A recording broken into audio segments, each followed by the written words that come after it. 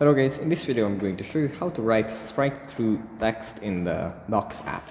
But before that, don't forget to subscribe and leave a comment down below, because at 10,000 subscribers I'm going to show you my whole YouTube revenue statistics and growth strategy.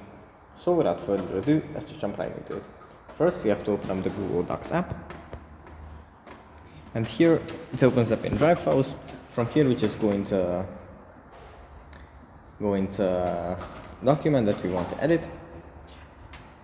And here it actually opens up like this. Here we have to tap on the pencil icon in the bottom right corner to edit the document.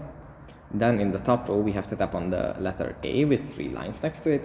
And then under text we just tap on the letter S, which stands for strike through. And now if we write something, it's going to be written with strike through.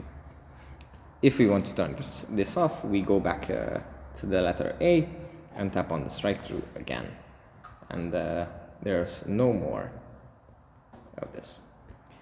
So yeah, that's pretty much it for this video. Hope it was helpful for you guys, and I'll see you in the next one.